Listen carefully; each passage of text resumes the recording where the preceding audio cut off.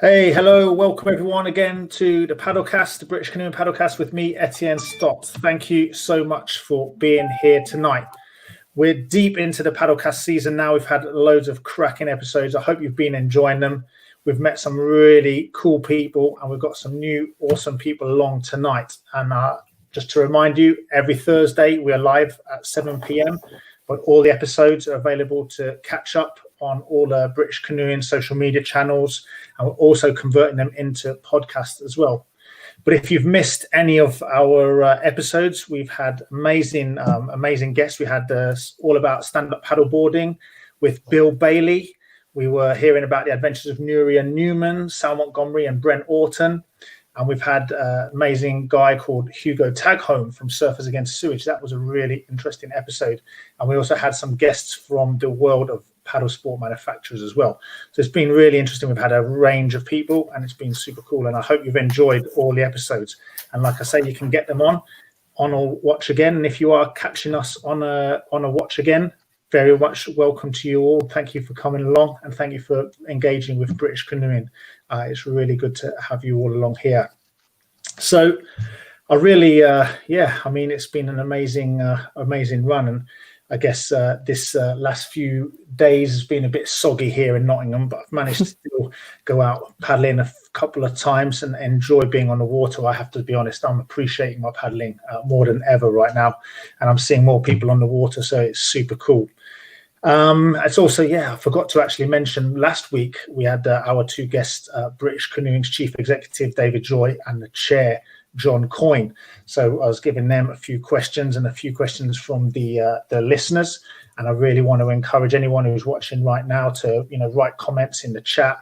If they've got any questions for our guests, please put them in there and we'll try our best to get through them. But it's all interactions are welcome, and it's lovely to have every single one of you along here. So, let me pause for breath, man. I'm kind of out of breath speaking super quickly. But tonight, we've got a show that's a bit different from the other ones. It's going to be really cool. It's going to be fun because we've got 4 super enthusiastic, awesome women's ambassadors for British Canoeing. So good evening, ladies, and thank you all for being here. I'll give you a wave. Hi. Everyone's here. And amazingly, no technical gremlins so far, which is also good because that makes everyone's lives a little bit easier. So, it's just absolutely awesome to have you along. And so I'm just going to kind of introduce you one at a time. So we've got Emma Love, we've got Kirsty McMillan, India Pearson, and Julia Vigor, and all of them are British Canoeing She Paddles ambassadors, and it's a hashtag She Paddles. So keep your eye out for that hashtag on social media channels. So you 4 are just a few of the 10 ambassadors chosen to represent and promote females in paddle sport. Is that right? There's 10 of you. Yes. Yeah, 10 of us from all over the country. And have you all met? Because I understand some of you have not actually met each other before. No. I think in normal circumstances we might have done, but obviously with everything that's been going on, there hasn't been a chance for everyone to get together yet. But one day, hopefully. It's lovely to have you all in there. Maybe. And I think it's going to be so cool, isn't it, when you meet all these people that we've been seeing on screens in real life in some weird sort of unsocially distanced moment. I don't know what it's going to be like. I think it's going to be really lovely. And I'm looking forward to all of those encounters because I think it's going to be kind of strange and it's going to be lovely at the same time. So I hope I'll bump into it to you guys as well when I get out there. So yes, let's find out one at a time a little bit about you. So Emma, I'm going to pick on you first for no other reason than maybe it's maybe you're, I don't know, because your name begins with E. But yes, basically you're a whitewater stand-up paddleboarder, and I've got a lot of respect for anyone who takes a stand-up paddleboard down a whitewater course because it looks basically impossible. So can you tell me a little bit about how you got into this and how you ended up doing such a difficult hobby? Yeah, sure. So about 4 years ago, I went to Home Pier Point to do a pay and play session with my son. We were going to go do a kayaking, like leisure thing in the south of France on holiday. And I thought it'd be a great idea to try and understand how to kayak before we went. And so we went for one of those half-hour sessions. And I hate to say it, but we didn't really like kayaking. And we saw some girls come out on their paddle boards. We didn't even know what they were called. And my son, his eyes lit up. He was about 9 at the time, and begged for us to go and have a go at one of those. And so we did. So he spent the next half hour working out how to fall off it, jump off it, dive. Absolutely. And I was being the adult trying to work out how to stand up and not fall off it. So it went from there. And then I joined a women's group for about 3 months, and was starting to get a little bit bored with the flat water stuff. By then I'd bought a board and, was paddling weekly. And then I got introduced to Barry Hughes from yes. Whitewater Sup. Hi, Barry. And so I'd gone along to the shop, and he wanted to get some gigs. I thought, well, it'd be kind of cool to paddle in the winter. We got chatting. I revealed that I'd been down a tiny, tiny little rapid on my knees, and he immediately went, "Hey, do you want to come paddling?" And so, with no previous paddling experience other than a little bit of flat water sup, I was on the whitewater course. No, went from there really 3 years ago. That's amazing, and I suppose it's really interesting to think that people get drawn to stand-up paddleboarding on the right day. All paddle sports are lovely, right? On a lovely summer day, but one of the big things is just messing around, like jumping off and falling in and not being scared about getting wet and stuff. So that's really cool, and it's also really interesting that you saw these women on the stand-up paddleboard, and that was like the first kind of glimpse of it. So that's super cool. So thank you very much for that. I'm going to move and ask Kirsty. So Kirsty, you come from an outdoor instructor background and you make a living at paddling. Now I guess you must think yourself pretty lucky to be a professional, basically. How's that work for you? So I think as a teenager it was something I'd always wanted to do, is to be an outdoor instructor, but I got sidetracked doing a geography degree and then a PGCE, and it's almost come full circle. So it's nice to be able to obviously deliver a range of outdoor activities to mostly young people. But it's also important to separate that from your kind of own time, so it doesn't become all in one the same thing. But I love just getting out on the water, and I think the water can give a lot to young people, and it's part of the job that I absolutely love is doing things like going on expeditions on a river, canoeing, or just even a kayak taster session on the sea. It's amazing. And do you paddle, when you paddle for fun on your own, do you try and do you ever find yourself kind of doing someone else's gardening? Do you do a bit of coaching when you're doing your normal paddling, or do you try and just when you're off paddling, do you just go, I'm going paddling and that's it? Or do you find yourself, perhaps you could get a bit more edge on, or, something like that? How do you manage to separate business and pleasure in your own kayaking? I always joke that the adults are more difficult to work with than the young people and the kids, because the kids are really malleable and they're open to anything. But I'm with Stockton and Thornaby Canoe Club, and the trips we have is lots of fun, and everyone shares their ideas and experiences. Another way I also separate work from my personal paddling is I bought an OC1, and I started doing some OC1 because that's not something I teach or do at work. OC1 is just like, when I look at this, I think to myself, I think it looks like it must be wicked fun, but I'm kind of always thinking I'm going to tear myself in pieces on a rapid or something in OC1. Is it as scary as I kind of imagine, or is it actually all right? I think it's really fun because it's a fusion between the whitewater kayaking and the open canoeing. I always say it's like an eclectic mix of two things. And the community, the OC1 community, is pretty bonkers. It's always really good fun. There's a meet-up every November, and just to see kind of 18 of those boats come down the river, it's just so colourful as well, and everyone supports each other. Yeah, man, and that's one of the things I like about paddling, right? It's like when I asked you, you can't help if you see someone struggling on a river with something, and kind of about offering some insight, you're kind of going to say, man, why don't you try it like this, or have a little go at that. And I can't help myself. I always try and help people out, and I guess that's how we all learn, right? Yeah. Let me see. So, we've just got some people. Emma Jane Kitchen saying hello. William Johnston says hi, Julie. So I think I'm gonna say pick up and see Julie, tell us a little bit about you and your paddling kind of introduction and how you got into this. Well, my first experience paddling was about 30 years ago. I went out with a friend on Simmons Yacht. That was my first experience, which was brilliant. So the first 5 minutes after getting into a kayak, I was going down the rapids and getting very wet. Then didn't paddle again until 3 years ago when I was with the RAF Air Cadets, and the CO suggested joining a local club because I said I wanted to go paddling, and it's all just sort of taken off from there.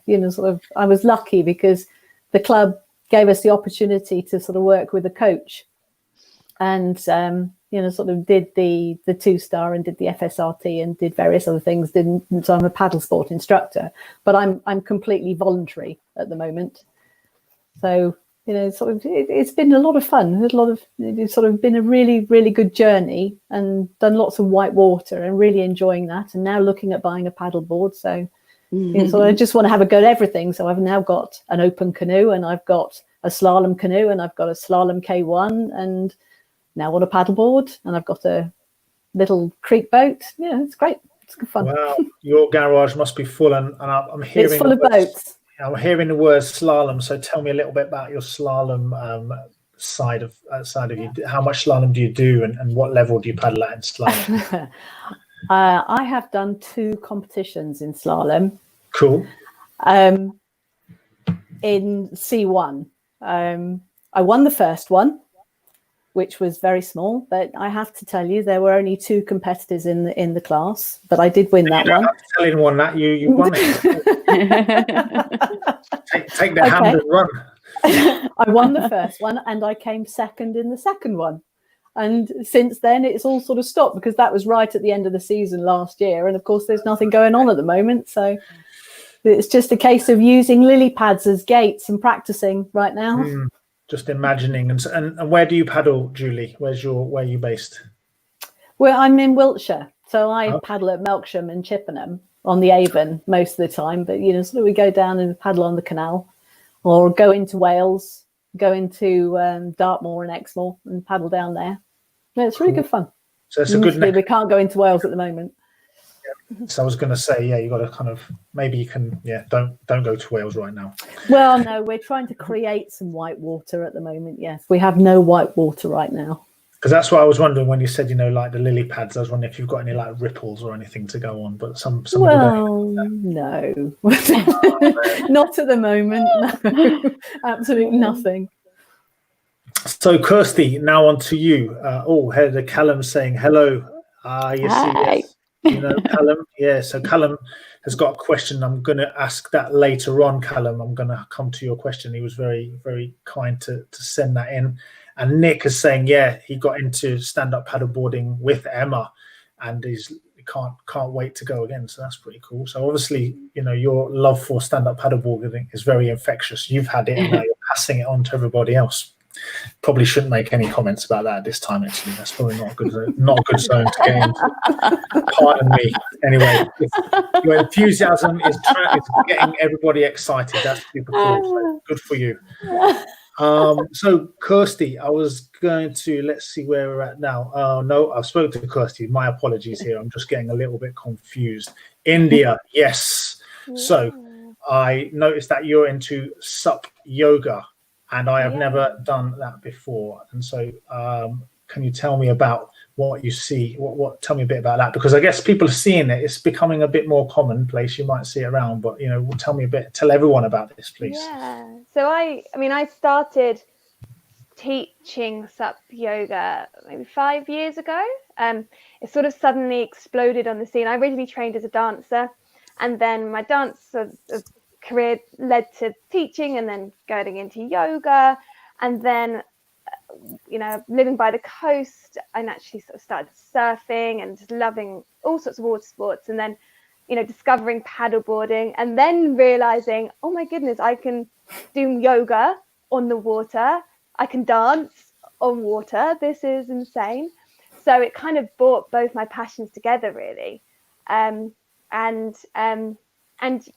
It sort of exploded on the scene, I guess, about 5 years ago, and it was kind of, it became quite posery a little bit. I found it to begin with, because I was getting people coming to my classes and they were sort of saying, oh, can I have a photo? That was the first thing they wanted to get. And I was like, hang on a moment, there's more to it than just a photo, because it was in a lot of women's magazines and stuff. But for me, the reason I loved it was because you are concentrating so much on staying on the board and to do the poses and to get the balances and everything, that you forget everything else. So it's, you find yourself doing yoga and stuff, if you need to meditate or clear your mind. And for me, SUP yoga was like the ultimate for that, because you couldn't think of anything else because you were so focused on really draws you staying in, on that board. Yeah, but falling in is part of the fun anyway. But surely nowadays you're not doing that anymore when you're doing your SUP yoga. Has that ever happened when you're like really kind of pushing your envelope in terms of Oh your yeah, definitely. I mean, Really? you always want to take it up a level, and I always say to people, like, the ultimate goal is to get a headstand on the paddleboard, but obviously, depending on the winds and whatever's going on, and it happens, but it's all part of fun of it. But quite often, it's the way that we sort of teach it is everyone's in a circle, and so if somebody falls in, even if the other person is doing it perfectly, it will cause the other person to fall in. You got to do it. It's all part of it. Absolutely. If you're not falling in, you're not trying hard enough, I always say, and that's kind of how I think. Absolutely. I mean, one of the funniest questions I do get quite often is so will I get wet? And you're like, quite possibly. You're out in the sea, so yeah. So here, look, we've got Claire Rutter. It looks like she's another of the She Paddles ambassadors. Yeah. Hey, Claire. Hello, Claire. Hi. Hiya. Have any of you met Claire, or you can say hello to her for the first time? Hello, Claire. So it's funny, what I was just thinking when you were talking about headstands, I was thinking about gluing a stand-up paddleboard to my head and then That is also an option. I mean, there we go. for a proper belt and braces approach, you could super glue yourself hands and head to the board. I mean, I'm not sure health and safety wise this might be the best idea, but very safe until you fell in, and then it would be probably quite dangerous. But yeah. then again, anyway, I was just thinking about it. I can't help it. I always, me and Bill Bailey ended up thinking we should have like a mirror on your back when you're stand-up paddleboarding to confuse the swans that are trying to attack you, and they would veer off. Anyway, so yes. Thank you so much. Honestly, it's so good for being here. Just want to welcome all our viewers here on all the platforms that we're going out live on British Canoeing Paddlecast. Welcome, and if you're watching on Watch Again, thank you so much. And if you're listening on our podcast, thank you so much for engaging with us in this way as well, because it's super cool to have everyone along. And this is lovely to get all our paddle sport community involved here tonight. And if you've got any questions or comments, please fire them at our guests. Fire them at me if you want. That would be most welcome. And I think one of the interesting things, I'm going to ask our viewers this question as well, and I'm going to come and ask you like that as well. But we're talking here, you are female ambassadors for our sport, but what is the secret ingredient, do you think, for getting more women into what is basically the best sport ever? What do you reckon? Definitely the best sport ever. I think it's confidence. It's building confidence, and I think it can be very intimidating when you see, majority men out there, and you're going, oh no, like I can't see anybody that I can relate to out there or whatever. But it's saying that you don't have to be the best, and you just go out there and have fun, and don't, just forget about all your inhibitions and just enjoy it. And I think, because a lot of the time you can feel intimidated, you can get that imposter syndrome as well, like I don't know what I'm doing. But I always say to everyone who does my classes, whether they've done yoga before, paddleboarding, or neither, everyone's a beginner once. Everybody is. So you've just got to get past that, and then you find yourself within the sport. That's a lovely thing to say. I'm glad you mentioned that imposter syndrome, because I think that's one of the most amazing things about our sport, is that we're kind of involved with nature, And nature, we are kind of almost imposters in nature, because it doesn't matter how good you are, the powers that we are kind of ranged against are so powerful, they can humble anybody. So it doesn't matter who you are. I've paddled down rivers where I'm going, I've considered myself to be a pretty decent paddler, and I feel like an imposter. So I'm like, oh my God, I'm not, am I good enough? Do you know what I mean? I'm actually, it's always relative, isn't it? And and absolutely, I imagine myself back when I started, how do you ever go in a straight line? How did you ever learn that? Because it's really, really hard. I still can't sometimes. Well, yeah. It depends, where if you're paddling a C1, then you're completely excused. It's totally fine. But it's like, yeah. So anyone else got a question? What's the secret ingredient here for getting more women into paddle sports? Anyone else got any thoughts on that? I think it was interesting recently. We advertised, Beth and myself are wanting to run some specific consultation days with women who are interested in getting into whitewater SUP. And I put the question out there on the Women's Paddling Community Facebook page saying, what is it that's stopping you? And was expecting people to say, childcare, time, etc. And those did come up, but actually it was the expense of getting into the sport. And that surprised me out of all them. It is an expensive sport, buying all the gear is expensive. But I had assumed there'd be the other barriers, like childcare would be a big issue. So that was interesting to see. So I think from our perspective in the whitewater SUP community, and it applies obviously to men coming into it as well, is that just having the equipment there, so for people to come and have a go, would break a lot of the barriers down at this stage. 100%. I always say, don't go and buy a boat or a stand-up paddle board or anything. Join your club. Figure out what you really like to do. Watch people doing stuff and think, I want to do that for a little while, and then eventually you can end up with 9 boats in your garage and you can do them all.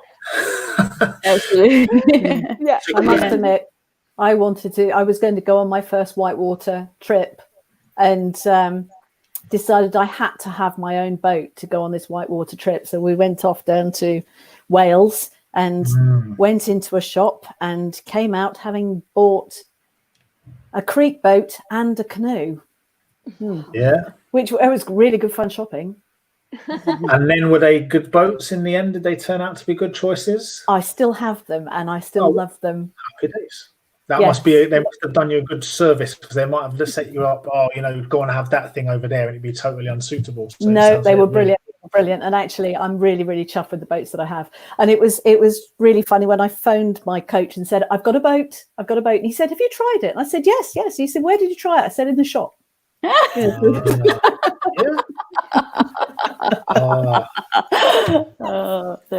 long as it's comfy. I think that's the other thing, isn't it, Julie, is that, there are so many different boats, so many different paddle boards out there, and you can recommend them, but you need to go out and try all the different types. Well, you do, and make a purchase. And the problem is as well that I found that what I chose then, I wouldn't necessarily choose now, but a lot of it is based on the fact that I liked the graphics. And my canoe is lovely. It's a little Firefly, and it's bright blue on the outside and it's bright pink in the middle, and it's just I just love the boat. It's so bright. You've got to get some. I am a big fan of pink colours on boats, because I think it just looks super cool. I got to bring a question in. Look here, Stephanie Monks. Love kayaking, love a nice calm paddle, enjoying the scenery and nature. How do I get over the fear of something more adventurous? How do I get past and out of my comfort zone?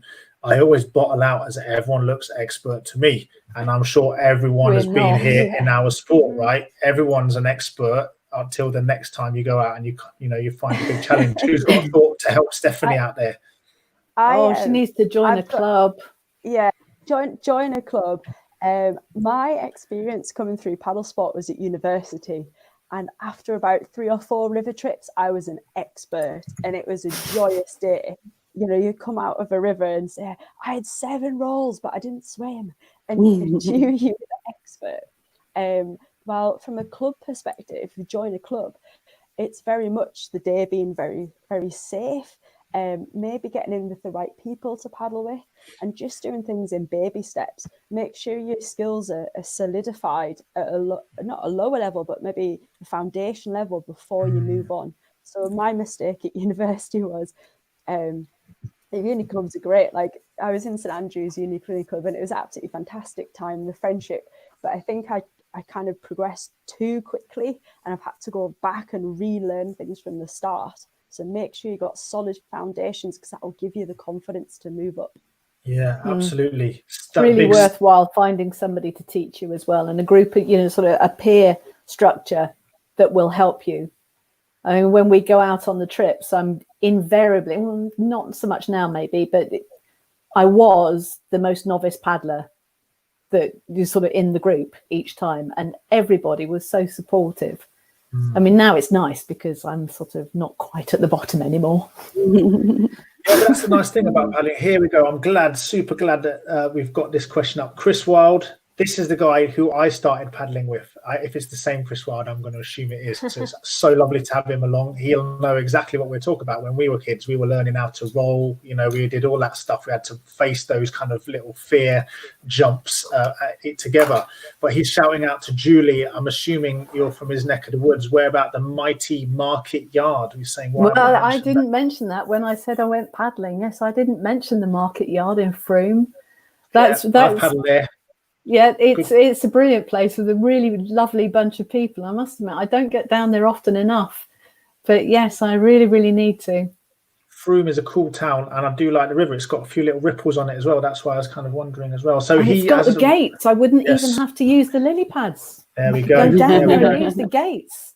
Well, he's asked a really interesting question, and this is one that I suppose I kind of think about in all sorts of contexts. And the question is, do you think women want women-only sessions, or do you want to be is it about being treated equally? So, do you want to sort of be seen as equal, or do you want to do your own paddling in your own scene? I remember a few years ago, I was talking with my friend in the Czech Republic, one of the top Czech women's paddlers, and she really strongly advocated for women's only leagues.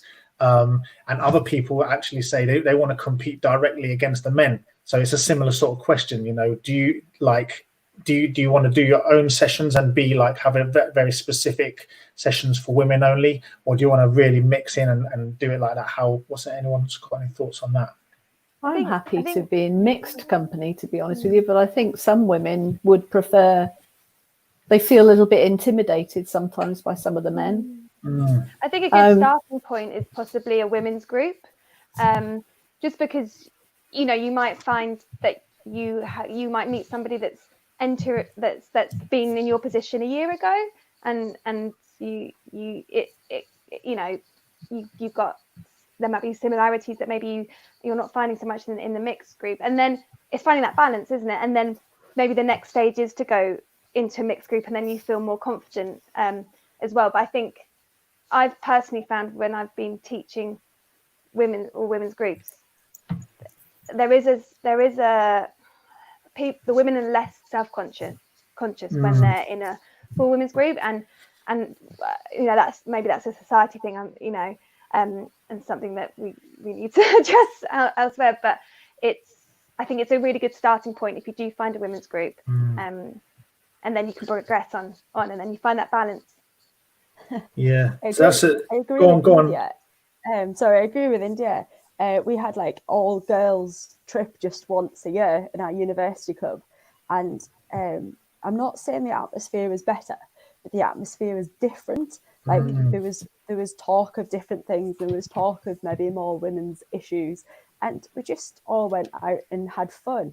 And it was quite strange because we put on a ladies only trip, and it would be quite a big trip, and there'd be people there who wouldn't normally come on some other trips. And it was really nice for everyone to get together. Equally, when asking my club members, some people are really for it and some people are not so keen. So I think it's about finding a balance between what people actually want and what the benefits of a women's only session would be. That's an interesting question. We don't that's it, exactly. It's kind of what works and what feels comfortable. And Martin Harrell has just put a question up here. do you think women tend to respond better to female coaches, and do we need more women coaches? And I think, certainly in the slalom scene where I know about, there's really not that many women coaches yet. Now we have gender equality in the competitive disciplines, and I think it must be only a matter of time before we get more and more female coaches. But what do you think about that? Do you think it's more important to have more? Well, it's got to be more important to have more women coaches. But is there a different way of coaching when you're coaching women directly, do you think, or is it being coached by men a different experience? I think it's about having choice, isn't it? You will go to different coaches. You will find some that you can work with and some you can't. It won't be so much gender related, but it's about finding the person you can respond to and who can support you in the manner that you would like. I think that's the important I think you need more in there. To be honest, it is an individual thing. I mean, sort of some people are much happier being with their own gender, and some people aren't. I mean, I haven't been coached by a woman at all. It's been men. It's just because it's all men down there. So it would be really nice to have a few more female coaches, but it really is down to the person rather than their gender. But on the flip side, Tap yoga naturally attracts women more than men, and I have had it where I've had a group and there's only been one man, and he's gone, oh God, there's no men here, I'm the only man, and I'm like, yeah, don't worry, like, it's cool, and so on. It works both ways, doesn't it, really? And that intimidated him, because he went, oh, well, these women are going to be really flexible and know what they can do, and it's like, no, don't worry, like, we'll get into it. He turned up with a stand-up paddleboard glued to his head. Well, that would have been fine then. I think it would be nice though, Etienne, to be able to go to some training and not be the only woman there, or turn up and find you've got a female coach for once. It is so male dominated at the moment, and I think the research shows that as you go higher up in the coaching kind of strata, you get less and less women coming through at those levels. So there's definitely work to be done there. For me, it's having a role model as well. So I'm a coach, but going on courses, I think the best coaches, you should be able to go onto a coach or have a coaching session, and gender shouldn't be an issue. Like, nothing should be able to. A good coach should be able to flex that session to whatever your needs are, without any kind of thought of gender. But it is good to have role models. There's Lisa Green. I went on a sea kayaking course, and it was really nice to have someone there who I just immediately went, yes, that's the level I want to be. And obviously paddling with some sea leaders from the Cumbria canoes as well. And just as women, as role models, it draws even more. So there's an interesting question related to this. William Johnston comes in. Oh, hold on. Let's see. Maureen Eltringham. Sorry. All the men I have met in the sport have been really inclusive, and I would be quite hacked off if they had men-only paddles. Yeah, that's a fair shout. Yeah. I'm afraid not. Sorry, ladies, can't have you along. But this question is interesting here. Relates to what brought you to becoming a She Paddles ambassador. And we'll get to the second. What's your favourite bit of kit a little bit later? But what brought you into being an ambassador here? I'll send that to Julie first of all. Go on, why not? Pick one of you. Well, it was pointed out to me, and it was something that I feel quite passionate about, really, because I find that people my age, I'm probably quite a bit older than the rest of the ambassadors, but I find that people my age don't do things because they don't believe they can do them. And personally, I didn't start paddling until I was 53, and it's just woken me up, if you like. I have had so much fun over the last 3 years that I jokingly say I'm back in my teens again, because I'm just doing so much.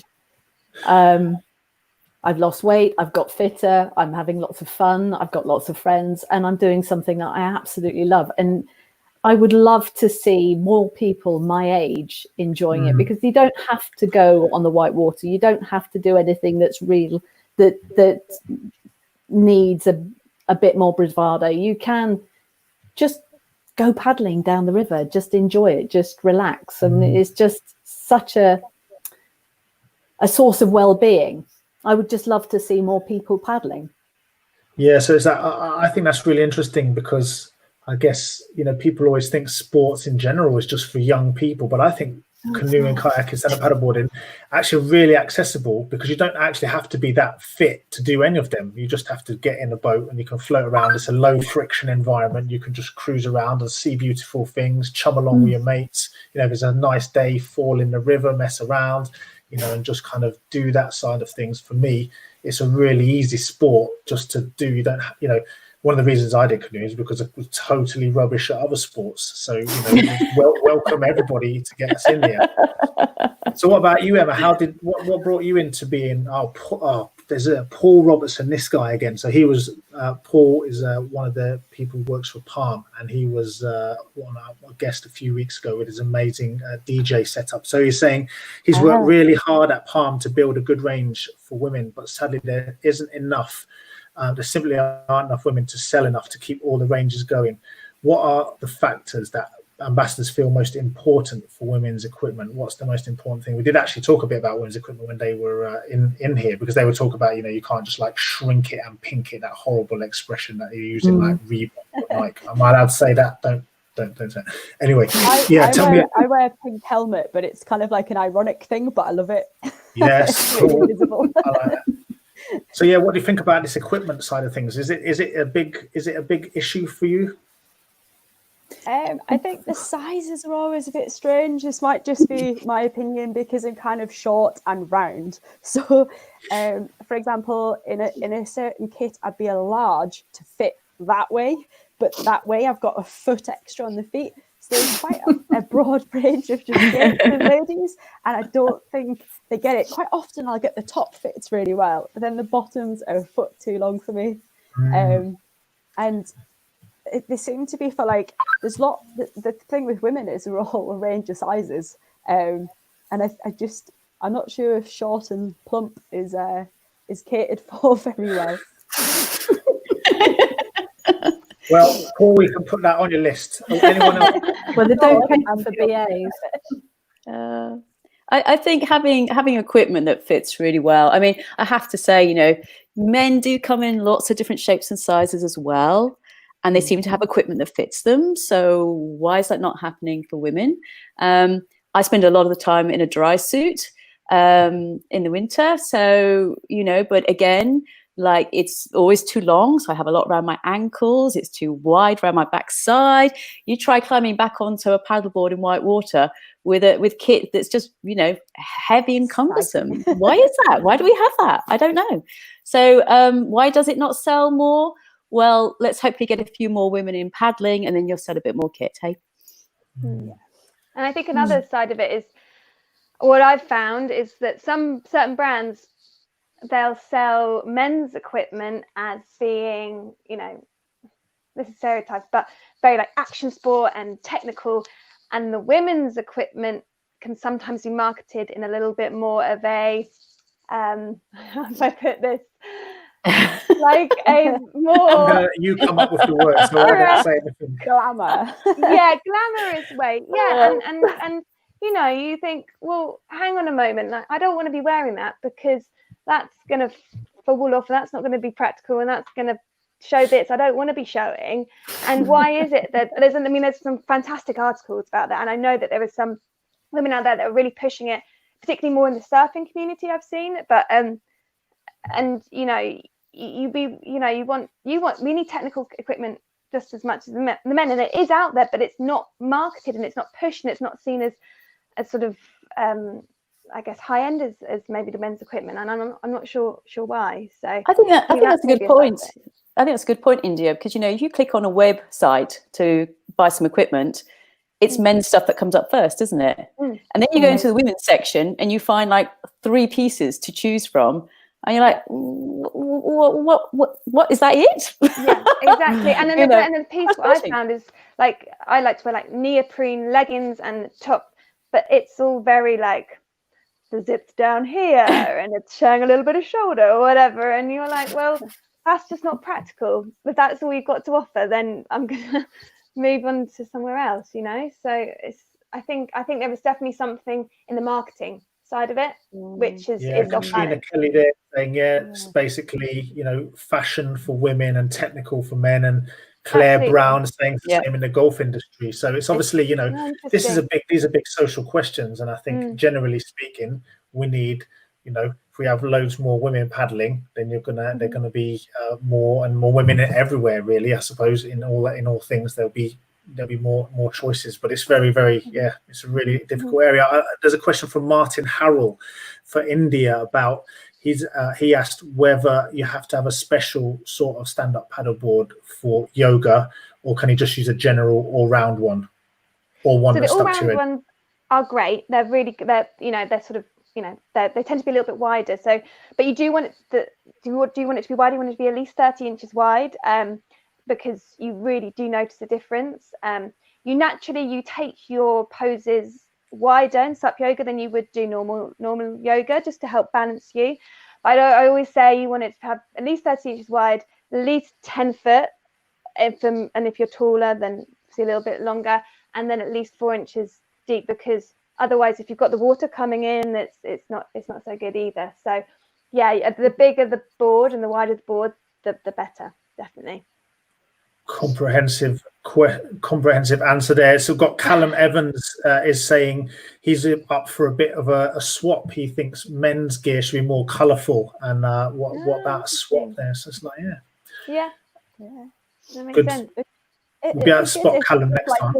The ranges could be the same. So if there was like the men's and ladies came in the same colour, and then so it's not, because quite often you look at the men's things and think, I'd really like that colour, but I want that style of cag. That's the ladies and that's the men's, and it has led me to buy men's kit, which then doesn't do the women's kit any good either, because it's not selling. Yes, that's a tricky old business. Stuart Parnell, hello Stu, I recognise Stu. He's asking, is there a She Paddles expedition being planned? Any word on that? I guess it might be on ice for the moment, but is it going to happen when we can? I think everything's on ice at the moment. Yeah, I think we'd love to. I think we've just got to kind of see this summer through and see what happens, I guess. And it would be awesome too. I think we'd all love to.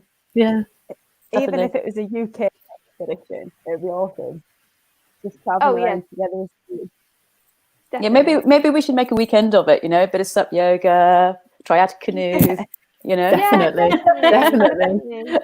There's something that I'd love to sort of organise as a community event as well, because I enjoy doing like litter picking events on my paddleboard and raising money and stuff that way. So I think there's something in there, getting a bunch of us all on kayaks and canoes and paddleboards and going down a canal somewhere and litter picking and giving back to the environment as well.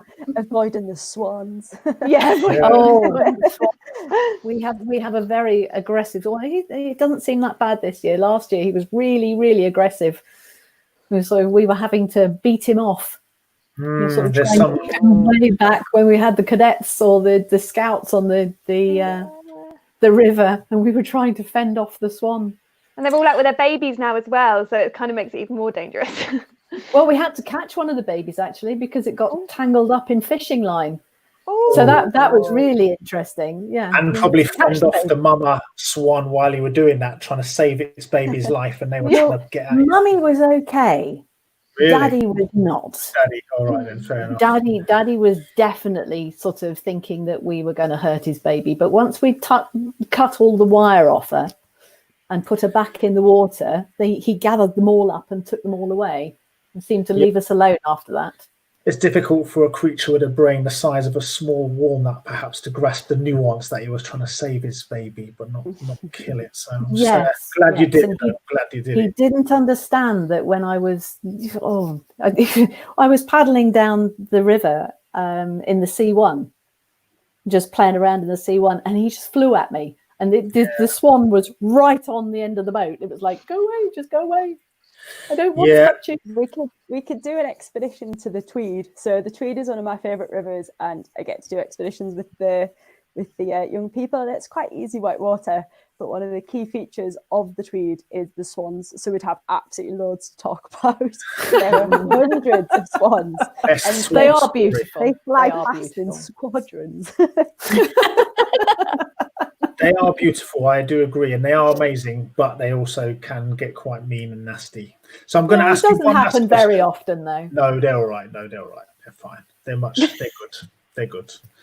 I've got one last question for you all, and I think we'll just start to wrap it up. So if you would mind, just briefly, if you will, each of you, who inspired you each to get paddling? So Emma, you kind of explained it was like those stand-up paddle boards, so I guess you've kind of answered the question, but if you have another answer, so who inspired you into paddling?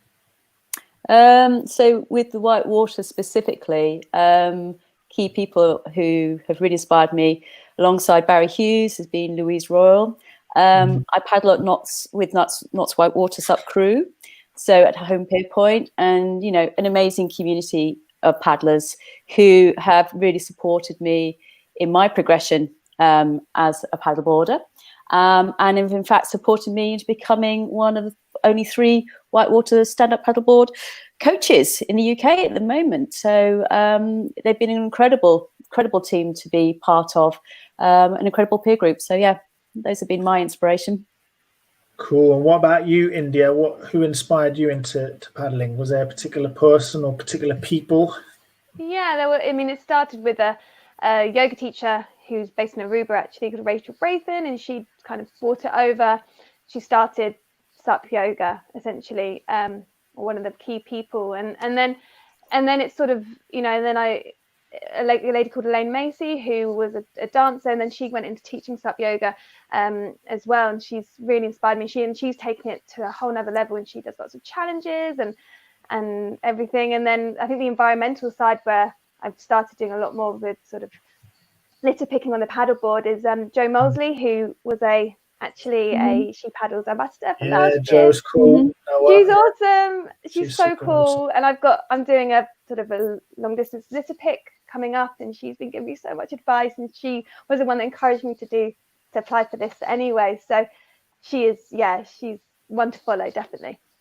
And I'm working my way around the screen as they appear. So Kirsty, who inspired you to get into paddling? I'm not sure. So looking back, I think it's always something I'd wanted to try, and it didn't really take off until university. I think before that I'd had some school trips and I hated it. We went canoeing and I hated it, and we went kayaking and I hated it. I specifically remember there being a spider in my boat. Spiders in boats, no good. So maybe when I went to University of St Andrews, there was, for the girls, it's Amy Kincaid, Cam, Spud, Izzy, Sarah, and then Johnny Hawkins, who now lives up in Scotland. He did a lot of the coaching there. It was just such a good friendship group. My sea kayaking, I worked for a lovely old fellow called Crispin, and he got me into the sea kayaking. And then obviously my own club just now just keep me going all the time. Obviously I've had a lot of support from SDCC, Val, Maureen, and Louise, and everyone just keeps me going. Standing on the shoulders of giants always.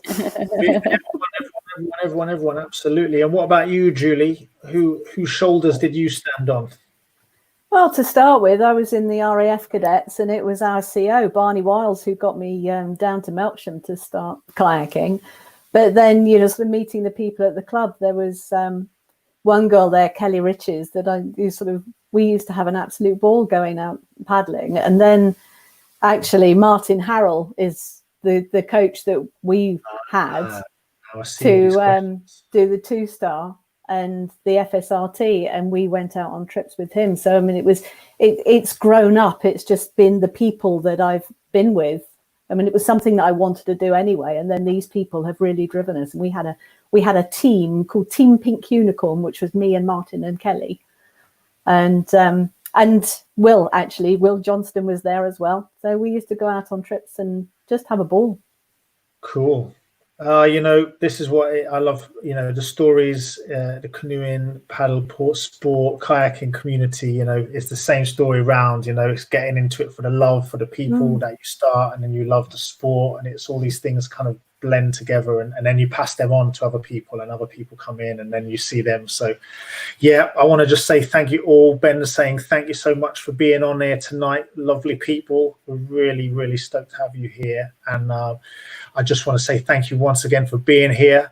I know this is going to be a peculiar year for you all. We've got strange times going on, but I wish you all the best for it going forward as female ambassadors.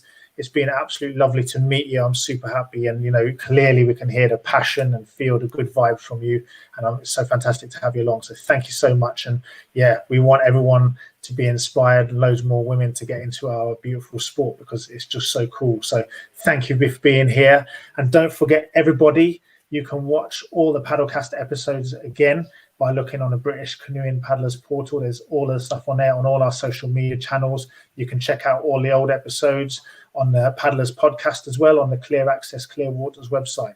So thank you for being here tonight. Next week, we're going to be talking about the hot topic of access. We're going to be getting deep into this subject with two authors who have both written a lot about the subject and are campaigning for much greater access to our natural landscape. So that's going to be really interesting. I hope you can join us. Remember to throw questions at us during the show and even before, in the week before. But it's super good to have everyone along here. Thank you, everyone, for all the people who've commented and posted questions.